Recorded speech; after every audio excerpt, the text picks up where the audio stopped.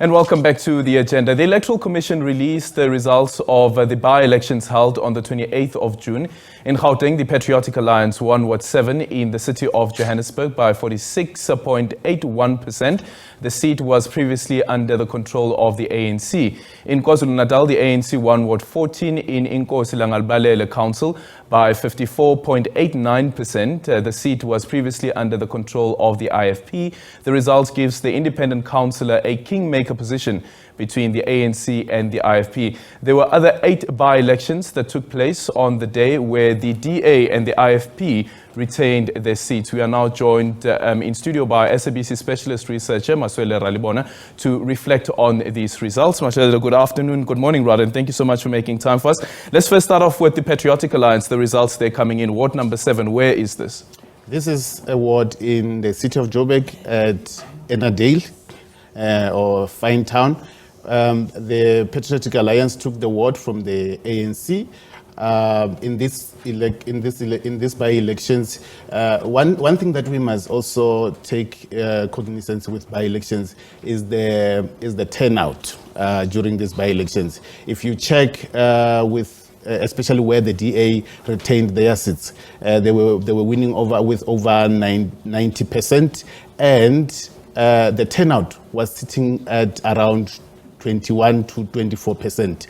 So this is the by-elections in which many people don't even bother to participate. And Enadale, just want to go back there to the Patriotic Alliance, Ward 7. Enadale is a predominantly coloured community. Yes. And as I was asking a bit earlier on as well, are we seeing a move from the electorate which would go to voting for political parties that they believe actually represent their demographic? It's now speaking in terms of race. Yeah, some people were saying, I remember seeing Jimmy Manyu Mzwanele Manyu on Twitter saying the by-elections is actually exposing the racial demographics in the country, because in most cases you find that people vote along racial lines, and we see this with this Patriotic Alliance as victory in Enadale. The question is does this mean the Patriotic Alliance or the colored communities are now do they see a representative in the Patriotic Alliance, since we know that most of their votes were with the DA all this time? Yeah, and then let's go off to KZN. The IFP there suffering a loss in Langalibalele, in iNkosi Langalibalele Council, but losing to an independent candidate. What does this then mean? They lost to the ANC, which means now in that council, there's an independent in that council who now becomes a kingmaker, given that the ANC has lost a key, and IFP has lost a key vote in these elections. If the IFP had not lost this ward, it meant that the arrangement, the coalition arrangement that was in place all along would still continue. But now the kingmaker, the independent becomes a kingmaker, which means we can expect a vote of no confidence in the coming days, and we don't know which way the kingmaker will sway. And we also know the relationship, at least, that's being built between the ANC as well as the EFF, the fallout between the EFF as well as the IFP. But then the IFP has argued that if you look at the results that have been coming through the various by-elections, is that the party's actually been able to make some inroads. But the difficulty is that relationship with the EFF. Yes. The relationship with the IFP's relationship with the IFP went sour early this year, and as a result, it has caused lots of chaos in terms of council control, especially in the KZN. You will remember that in one of the municipalities, the vote of no confidence that was done against the IFP was reversed in court. And then the IFP continued to run that municipality after that. But there's still talks on the ground between ANC and IFP and ANC and EFF on how to go in and make sure that the IFP, after losing their EFF support, will how the I mean, the EFF make the IFP suffer, because the EFF is determined to replace the IFP in the municipalities that they supported them. Yeah. Final one is again on the Democratic Alliance, and looking at where the Democratic Alliance won the by-elections and the results that you spoke of there. Quite a huge amount there, the quantum of it. For instance, if you look at what happened at the Steve Tshwete municipality in Mpumalanga, they secured their 96.58% of the vote. If you look at the City of Cape Town municipality there as well, Ward 107, they secured 94% of the vote. And then again, if you look at what happened in Gauteng, Ward 83, they secured their 72% of the vote. What does this tell us about how the Democratic Alliance, at least in some of the councils that they are, or the wards that they are competing, are able to secure such a huge margin in terms of the votes? I think it speaks to the issue of turnout. The fact that during the by-elections, not many people goes to vote, and ordinary, especially ordinary people who uses buses to go to work, who uses, let me say, public transport.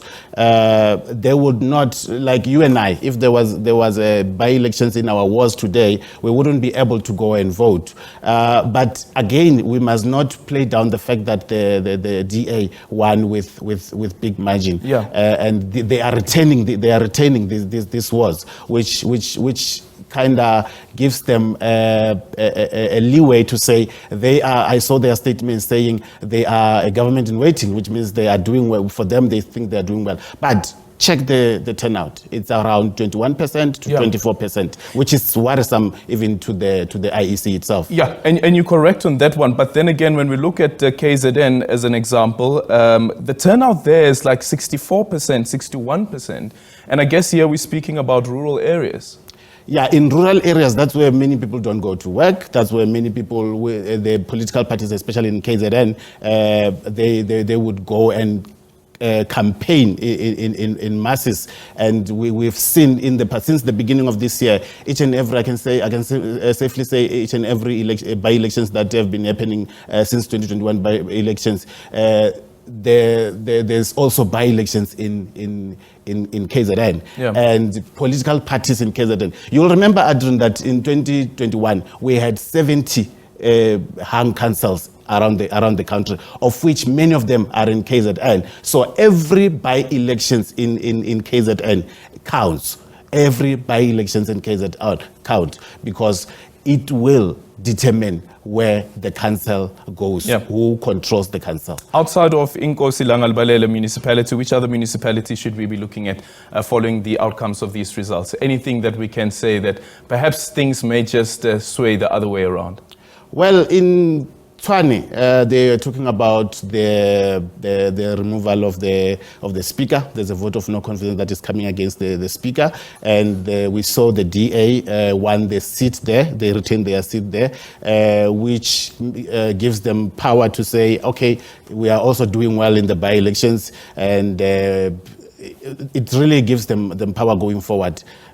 And we also looking in Johannesburg, for example. Now you've got the PA that won a ward. I don't think the PA had a ward in Gauteng. They had PR seats all along. So now, remember, they are in the seat. They are currently part of the coalition arrangement in the city of Johannesburg, which means they now becoming bigger and stronger together with their peers in the City of Joburg coalition. Yeah, and all of this, of course, as we build up to the big one, which is the elections that are taking place next year. I don't know, Aldrin, if we can read anything to the for next year's elections on these by-elections.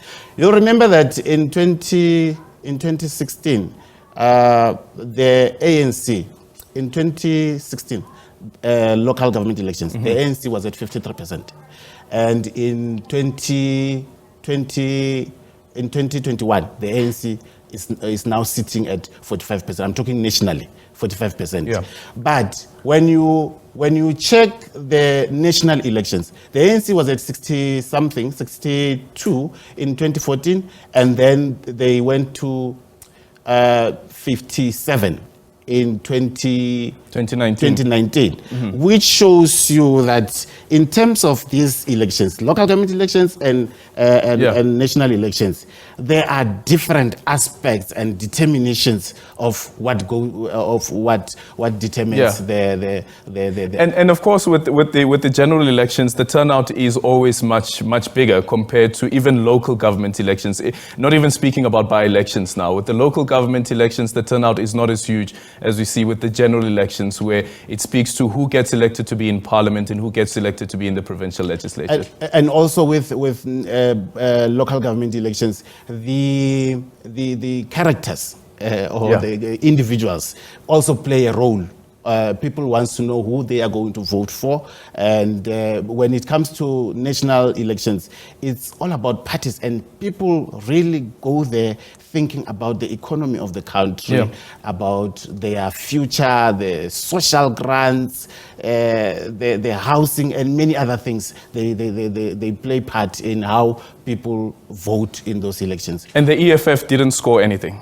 In this round, the EFF didn't score anything, but there and there, they increased their margins, of which I think they will look at the elections and say, we are going somewhere, because building, like you said, building up to the next local, national government, it will mean that they will have to go back to those communities and say, what can we do better? Where can we do better for you to give us even more in future? But political parties reading these by-elections, results of these by-elections, they would, of course, go back to those communities to try and maintain the results that they have and increase rather than to decrease what they already have now. Yeah, I actually saw a statement just quickly from Action SA.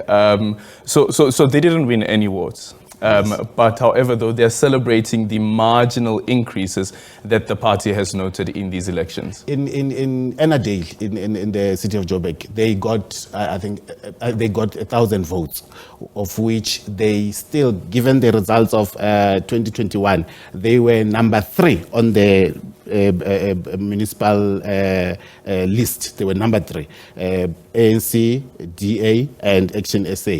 And now we're in the Enadale. It's PA, it's ANC, then Action SA. They are bigger than the EFF, of which that calls for I guess that calls for celebration for them, because it means despite them not being in the national ballot as yet, they are doing well locally, which gives them power to continue with what they are doing, campaigning and using their own slogans, to looking forward to 2024. Yeah, and let's see how they will be faring in the general elections that will be taking place next year. That is our specialist researcher here at SABC News, Maswele Ralebona, on some of the election results that came out of the by-elections that were contested in around 4 provinces.